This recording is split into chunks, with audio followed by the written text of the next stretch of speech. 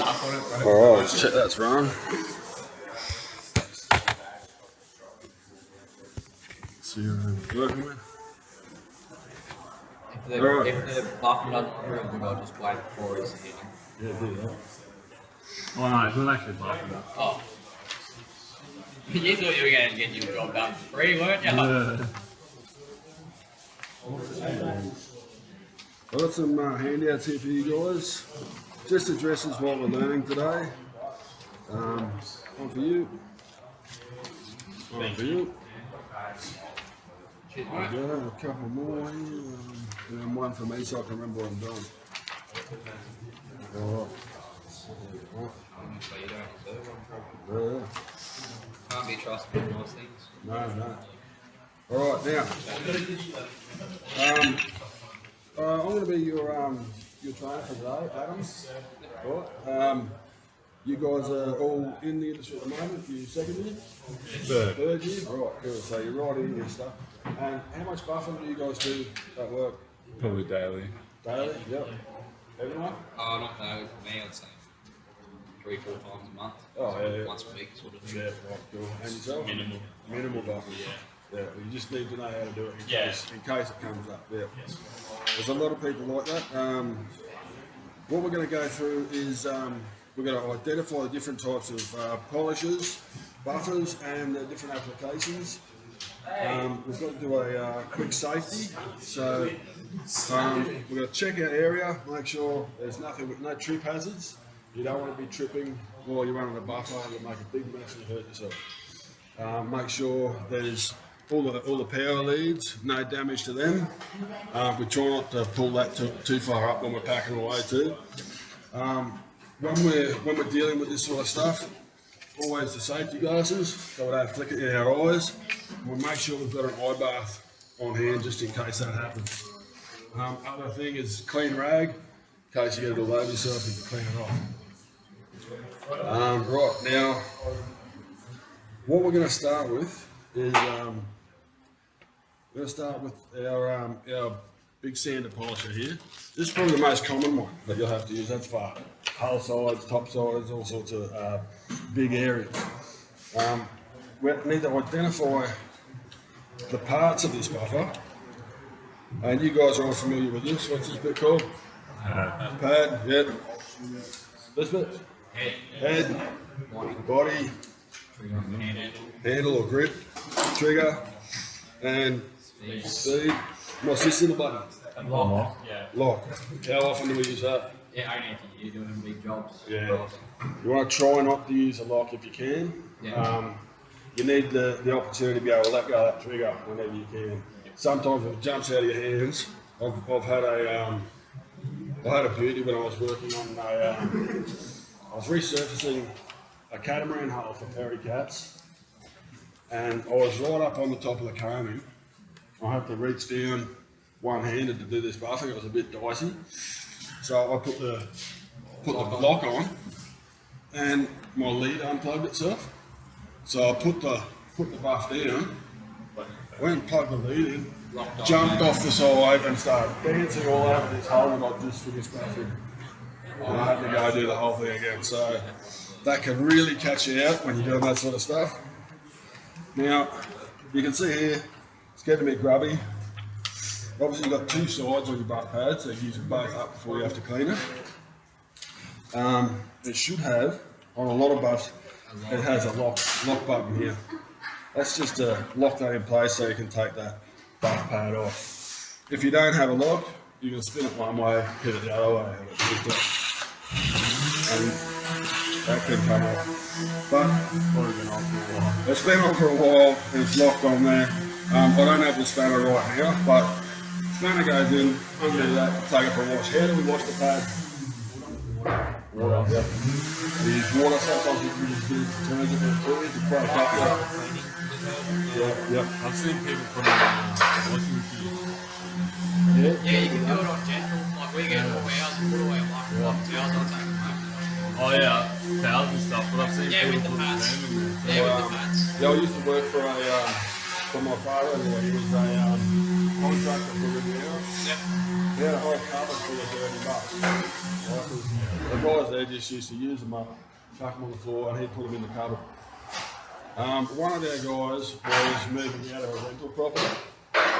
He offered to clean all the buffs. So the day before he moved out, we took all the buffs home, put them in the spa bath in the bathroom, turn it on, and just let them go for 24 hours. They came up really good, but the landlord wasn't real happy. Right. Yeah.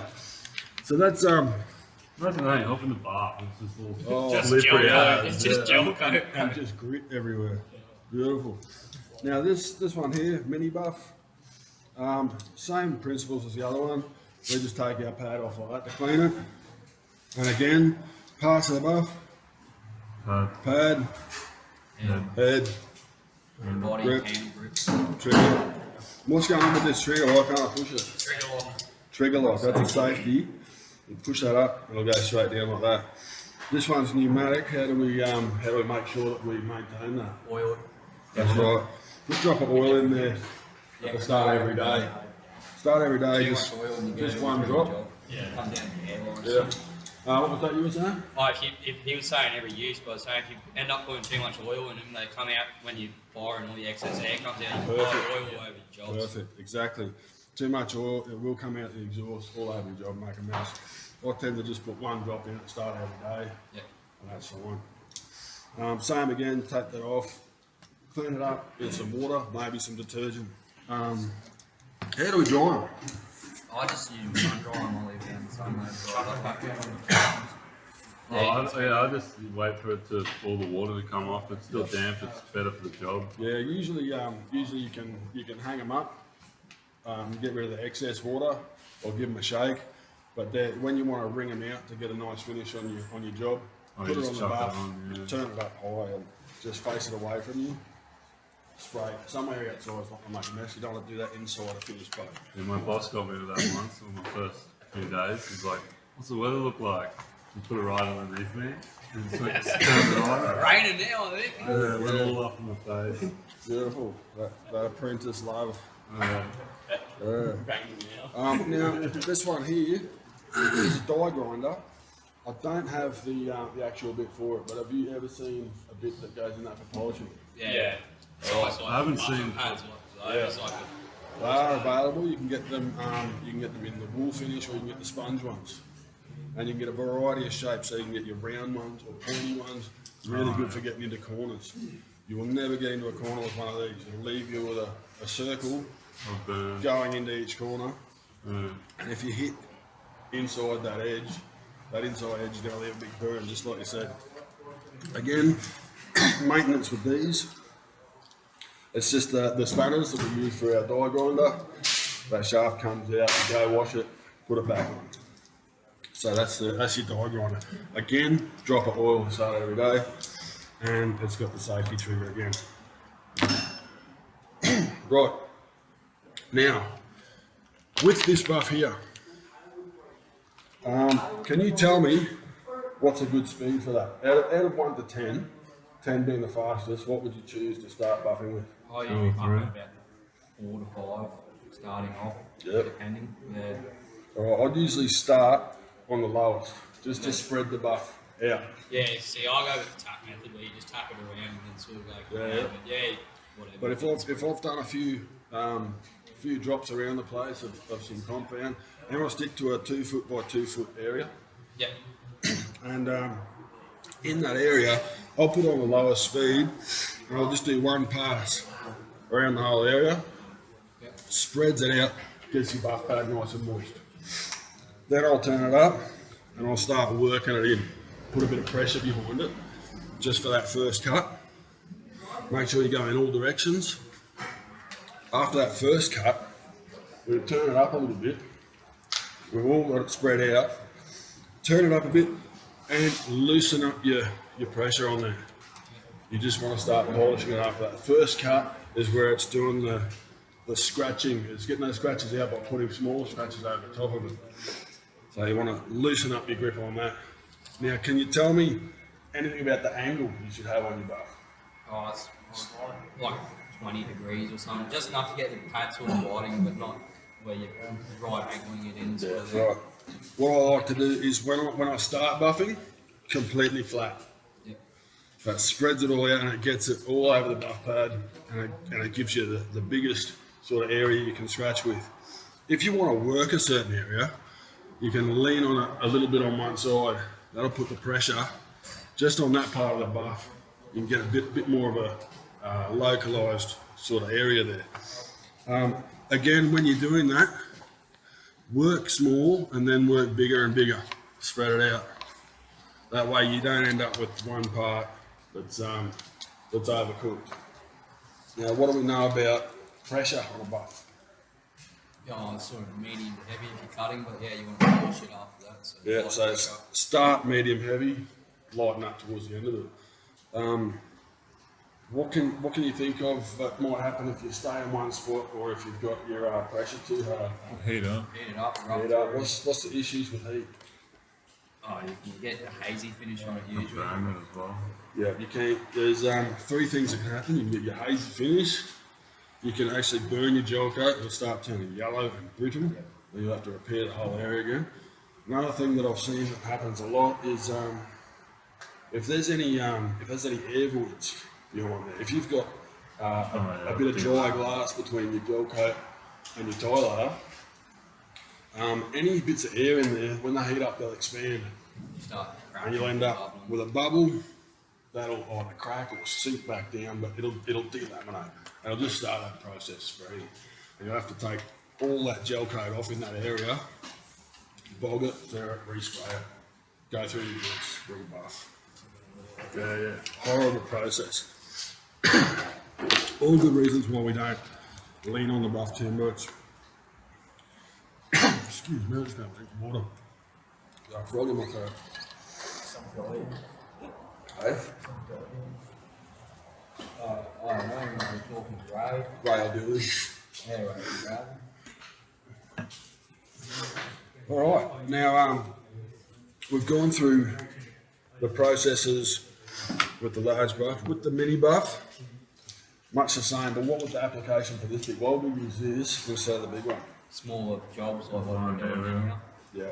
If you do a small job, the big one you can push on it, it can jump off the bench, it can grab it, throw it.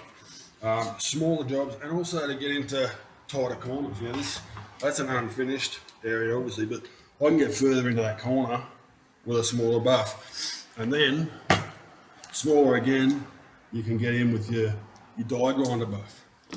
So that's what these two are mainly used for, small areas. If you try and take on a big job like a whole side of those small buffs, you'll be there all day and you'll have swirls everywhere. It's good for like under rails as well, because that thing doesn't fit under the rail. Anywhere you can't get to with that, you can try with these other methods. But that's your primary tool, that one there. All right, we've got a ridge in this one here. How would you go about getting to that? Make sure. You could use your die grinder, but I've just do a bit of hand polishing. If it's not a real big area and something like that, I'll just hand polish it. You can do a hand polish. You got to make sure when you do an area like that you hit it from both sides. If I buff it on that way, we're only hitting this bottom edge of it. So then you've got to do this part here, and you've got to turn your buff very carefully, come along the top like that, and then back to your flat. Right, so and on corners and edges, how do we go about that? What happens when we hit the corner? What are we got to watch out for? It would almost be a bit like the same sand, but yeah, you've got to make sure that it's sort of even down. Kick the buff as well. Wells on one side. What's the most dangerous part about doing a corner or an edge? Rubbing through or hitting, like sometimes people hit the shaft, yeah. That shaft, that nut there. Yeah. As soon as, if you're going with the middle of your buff and you hit that, it's game over for that corner, you've got to start again. So make sure when you're doing your edges, you're using the edge of your buff. Another thing that happens too is when these buffs get a bit old, they come apart, there's a bit of cardboard in there. Yeah. When it starts shedding that fur from people doing a lot of internal corners and stuff, if you hit that on the edge or in here, it'll chew out a big scratch there from the cardboard. So you just got to inspect your buff before you do it. Make sure that cardboard is not exposed, and just very lightly in the grooves. You don't want to burn it either. All right, now these compounds here. What do we use first? And why? Heavy. Heavy So you stuff. start, well, if you're doing a proper polisher, you cut it first and then you go sort of polish them afterwards. Right, and what grade should we get to before we start? 1200 or so. 1200. This one, the heavy one, will take you 800 scratches. Yeah. Problem with that is, if you've got 800 scratches, there may be a 600 scratch underneath that you can't really see. Yeah. You go to 1200, then the likelihood of the scratches underneath are going to be 800 and they'll get taken care of anyway. Right, so that's your heavy coat. This one here, what's this one? Light or medium. I don't know how they That's fine coat. Fine. Right, so this one here will take out 12 to 1500 grit scratches. So if we've gone all the way to that, this one's the go. Anything under that, we'll go with this one. Best practice, heavy cut, and then your fine cut. What would we do different with the fine cut than we do with the heavy cut in terms of buffing? No Wouldn't be fuck much all pressure. pressure on it. Yeah, less pressure. It'll act more like a polish than a cutting compound because the particles in it are a lot smaller. So when you're buffing those areas, just again start on a slow speed and spread it out, speed up, and lighten up. And the last part of it, it should be cleaning off all the compound until you've got a shiny surface behind. If it doesn't, that's when your rag comes in. Yep. So sometimes you'll find you think you've done a really nice buff job, but it's not coming up shiny. All you do is stop buffing, get it wiped down with a clean rag, and have another look at it. 9 times out of 10, you've done the job perfectly, but there's a bit of excess compound on there. Right, now we'll go through these things again. In what situation would you use the big one? Big areas. Big areas, yep. Big buff, big areas. Makes sense. And this one here, Smaller jobs. smaller jobs. Yeah. Excellent. And tight corners. Yeah, right. So what obstacles do you guys come up against in your buffing? Physically being able to get to the spot you need to buff. Yeah, that's a good one. Sounders. Yeah. Try and do all your buffing before they fit out the boat. Yeah. Fucking Joel's. But those- Joel's ripped out yeah. a whole sounder from the dart. Yeah, those fit out guys will put a scratch every now and then. You'll have to go back in there. But yeah, that's Yeah. Ripped the whole thing out of the whole boat. yeah. All the way from the fucking sounder. Oh, what it got Screen. wrapped up on the fucking The buff, yeah. Just Completely uninstalled it. uninstalled. Delete. Set the sounder, delete. I used to work with a guy who went through 5 sets of headphones in a week Oh. because he was buffing. There was earphones in and he had the wire hanging down. Oh. And he just kept buffing. And he had no care about what was around him. That's another really important thing. If I was buffing this, there's no way I'd buff that with this in the way. Yeah. I'd move that, move everything right out of the way of it. Because if you're on the edge of that and you're buffing and this rag's here, that's a nightmare waiting to happen. That can come up, hit the buff, wrap up in there. It can snag on you. You can do all sorts of damage with that. Make sure everything's away when you're buffing. Well, my mate's back before was jokingly going to put on his shirt. Ripped his arms off, basically. Yeah, I've seen people wrapped up in their grinding suits Yeah. and just tied up in buff cords and crawling around the ground screaming for help. Yeah, the guy working with him ran off to tell the boss instead of pulling the power lever. Just let it keep on going. So if you're ever in that situation, pull the power lead for the bloke first, and then go tell someone. Alright. So, what you guys are in third year at the moment, yeah? Yeah. All right. So how much repair work you guys done? Oh, that's all I do is repairs, but not blasting repairs. Different Gel sort of coat? repairs. I've done gel coating, flow coating, everything Yeah, like yeah. that, but more internal linings of naval vessels, so Oh yeah. lot more fit out sort of stuff. Yeah, cool. And you? Once in a blue moon. Yeah. All right. How about you guys? As much as I thought. Yeah. All right. You'd have to repair a fair bit of your own work, wouldn't you? Not really. He's Ali, so Ali, so All right. I don't really have much You, experience. you will need you'll need the buffs with the alley as well. Yeah. Which is a different pad, different application, and it's a finer grid. Yeah, yeah. So yeah, you'll be all over that being third year. And that's about all we do with the buffs. One other thing that I will mention is keeping your buff pad wet. So something I don't have on this bench, which I should have on this bench, I always have a spray bottle full of water. And when I'm buffing, if it doesn't feel right, if it's starting to grab, you know that feeling, it's not right. Just a couple of squirts of water, keep it wet. And that helps, especially with your fine coat, when you're at that polishing stage. Sometimes you find there's enough stuff on the pad to do the job already. You don't have to add more. But if a quick squirt of water, go over it again, and you'll get rid of much of those streaks. All right, any questions, guys? Yeah, there's one bloke at my work in the bluff and make us wear a mask.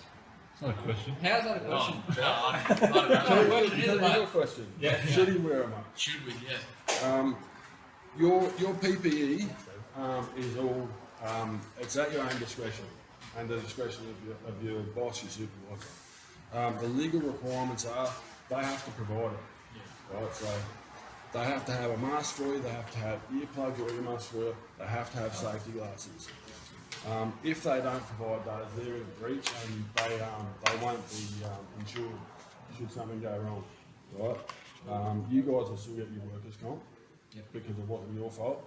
You weren't supplied with them.